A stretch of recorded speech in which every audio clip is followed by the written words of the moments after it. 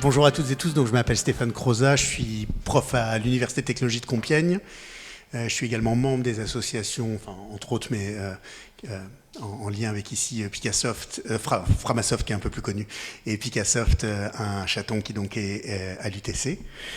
Je travaille sur un certain nombre de sujets, mais j'enseigne notamment dans le domaine, d'une façon générale, de la littératie numérique, initiation, on va dire, aux enjeux. Enfin, j'ai un cours notamment d'initiation au web et aux enjeux du web, petite initiation technique pour des non-informaticiens, et puis initiation aux enjeux. Mais je suis surtout venu vous parler ici d'un nouveau contenu et d'un nouveau cours sur lequel on travaille. Donc, qui s'appelle l'ONUM, qui correspond à la première page que j'ai perdue, mais c'est pas grave. L'eau-technicisation et numérique, le nom de ce cours-là. Alors, je vais vous en faire une... Ah, il y a une horloge là-bas, parfait. Donc, je vais vous faire une présentation en une petite dizaine de minutes, et puis évidemment, on aura l'occasion d'échanger si vous le souhaitez. Alors, l'idée générale de ce terme, l'eau-technicisation, un peu barbare, volontairement, en fait, c'est un non-usage de low-tech, donc l'idée n'est pas d'utiliser le low-tech, tout simplement parce que low-tech et numérique, ça ne va pas bien ensemble d'emblée, hein, c'est inconciliable par nature. En revanche, l'idée c'est de se dire, on peut essayer de rentrer dans un processus donc de low-technicisation au sens de moins high-technicisation. Alors si je le présente avec les mots qui sont au tableau, l'idée c'est de se positionner en alternative, j'allais dire en opposition, mais on va être plus constructif, en alternative à ce qu'on pourrait appeler le technosolutionnisme. Technosolutionnisme, en deux mots, par rapport notamment donc aux enjeux environnementaux, c'est l'idée qu'on va trouver des solutions techniques aux problèmes que le développement technique a posés. Pour illustrer ça, on peut prendre j'ai fait cette petite infographie à partir d'un rapport de l'ADEME qui s'appelle ADEME 2050, je crois. Et qui donc, alors c'est uniquement sur la question climatique, mais peu importe, le travail qu'a fait l'ADEME consistait à imaginer 4 scénarios qui conduisaient tous les 4 à l'équilibre carbone en 2050. Donc les 4 scénarios qui sont ici aboutissent au même résultat. Alors on va s'intéresser celui qui est le plus à gauche et le plus à droite sur le graphique, bien sûr. Alors, si on commence par celui qui est plus à droite, donc le Paris S4, le scénario S4, c'est donc un scénario qui s'appelle Paris réparateur. Donc, je rappelle, il fonctionne. C'est-à-dire que l'idée, c'est de dire, bah voilà, en fait, on peut très bien continuer à maintenir l'agriculture intensive, réduire un petit peu la viande, mais c'est 10%, je crois, de mémoire, maintenir la construction, augmenter la mobilité, augmenter le nombre de data centers, augmenter la mondialisation, enfin bref, en vrai, continuer de faire monter un peu tous ces indicateurs. On va investir massivement sur l'innovation, et le pari, c'est qu'on va trouver les solutions techniques qui vont permettre de réparer ce que tout ça, voilà, ce à quoi tout ça conduit. Donc ça marche, bien sûr ça marche à condition que le pari fonctionne aussi, c'est-à-dire que, en revanche, si ça marche pas, c'est un peu embêtant.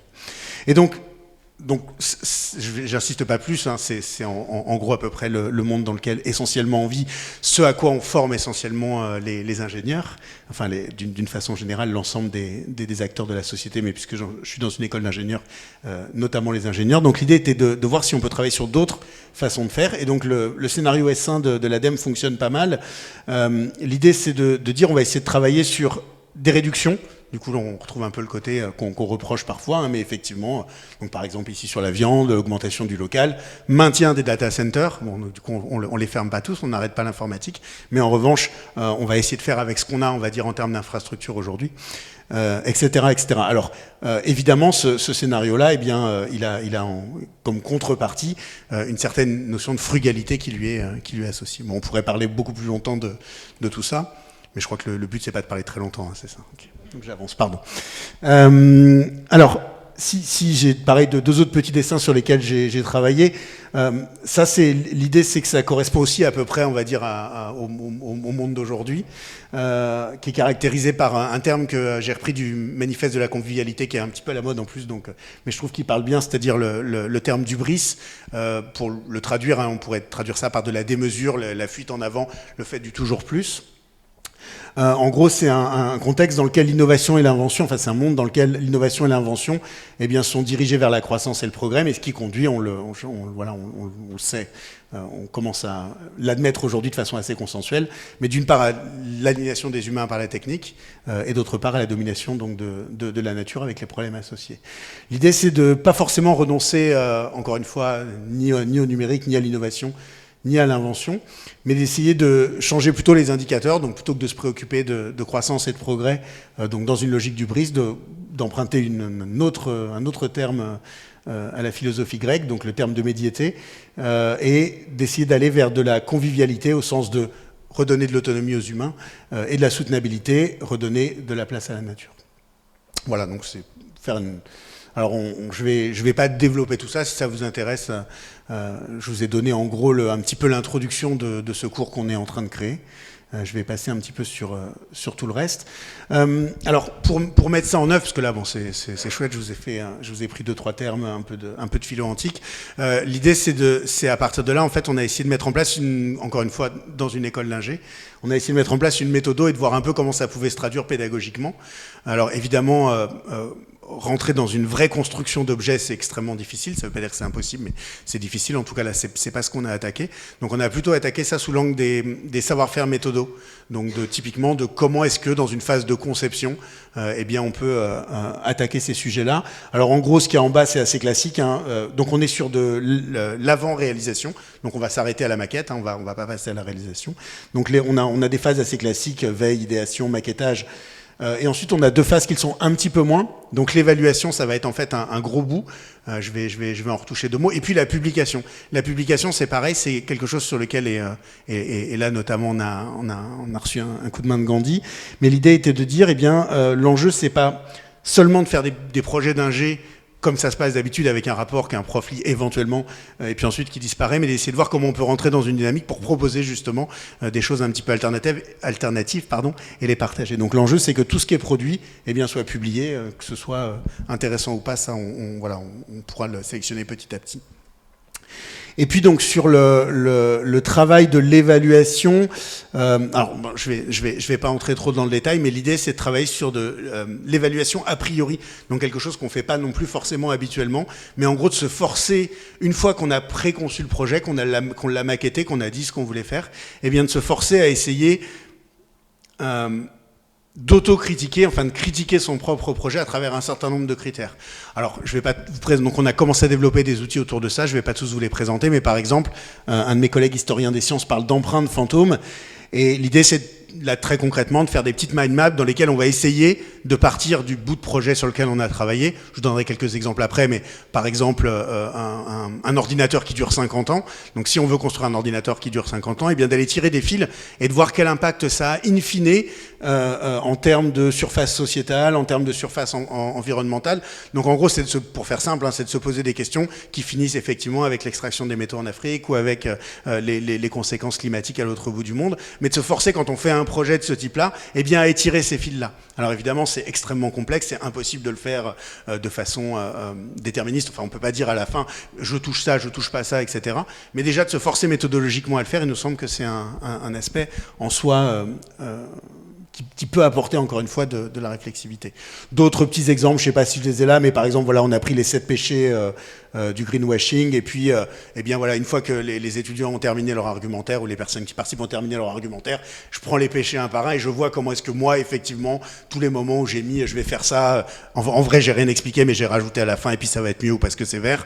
Eh bien, on voit qu'on a voilà, on a facilement tendance à tomber dans ce genre de choses par la facilité au moment où on écrit. Et encore une fois, le fait de prendre un temps et de se mettre une grille dessus, eh bien c'est assez intéressant. Je passe là-dessus, on a développé donc un certain nombre d'outils, et puis c'est un projet qui est naissant. Donc tout ça, c'est disponible sur un site de formation sous licence libre qui s'appelle librecours.net.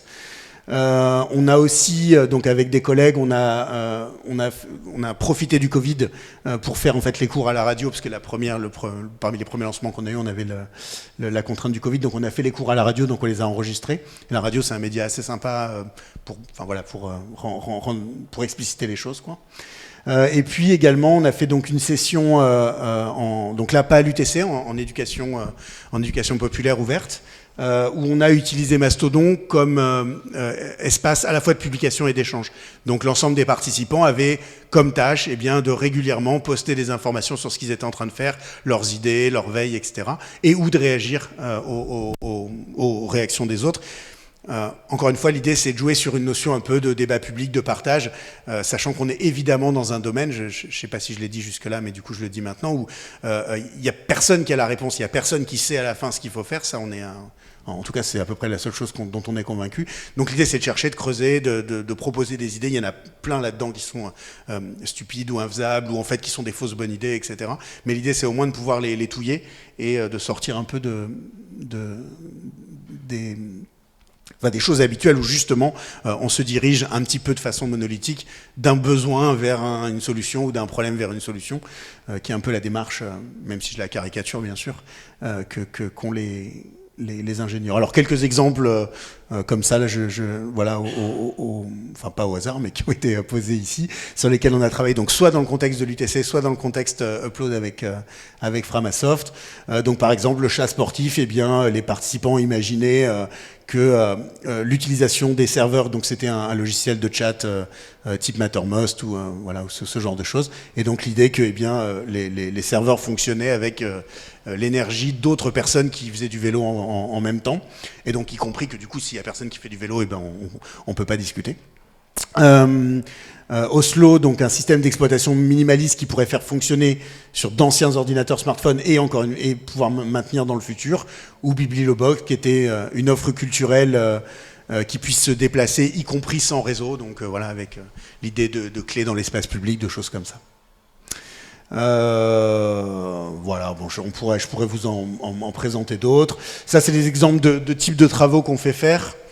Donc ça, on fait travailler sur des petites fictions, donc des histoires qui vont faire une demi-page à peu près, dans lesquelles on raconte de façon un peu détaillée ce à quoi ressemble le projet. Ça peut être ici un peu de maquettage, soit web, soit juste dessin. Voilà, ça c'est des exemples d'évaluation. Voilà, j'ai terminé, donc juste pour terminer sur parce qu'en fait j'avais vu que tu avais donné des questions, on était censé suivre un film, et comme les profs sont des mauvais élèves, j'avais pas vu. Monsieur, je suis désolé. Et donc en revanche, sur quels sont nos besoins à la suite. Alors évidemment, s'il y en a qui ont envie de dupliquer ce genre de choses dans leur contexte de formation, d'information, avec un immense plaisir. Et puis à plus court terme, et peut-être de façon plus facile, ce qui n'est pas facile en fait, c'est de trouver des idées de projet, et de les suivre. Donc que ce soit dans le contexte UTC, normalement, d'ici une semaine, ça va se décider, ça devrait devenir un cours officiel et régulier de l'UTC avec une 50aine d'élèves par an. Ça veut dire que moi j'ai de l'espace pour accueillir des idées de projet avec des associations, des entreprises, des individus, peu importe. Pour donner un ordre de grandeur comme ça, c'est consacrer une heure par semaine ou 2 heures par semaine à dialoguer avec les étudiants, les étudiantes, pour leur donner des idées, leur dire que ce qu'ils ont fait c'est nul, et voilà, peu importe, que ce soit dans un sens ou dans l'autre, ou que c'est super. Voilà, donc pour rentrer en interaction avec eux, qu'ils aient un peu un autre regard que le mien ou ceux de mes collègues. Voilà, en gros les 2 pistes potentielles, c'est dupliquer évidemment si vous le souhaitez, en sachant que c'est quand même, enfin voilà, j'essaie de formaliser pas mal, mais tout ça est quand même assez dynamique en ce moment, ça bouge beaucoup. Et puis proposer des projets, participer à des projets avec nous, notamment avec les UTC1. Merci beaucoup. Merci Stéphane, merci beaucoup.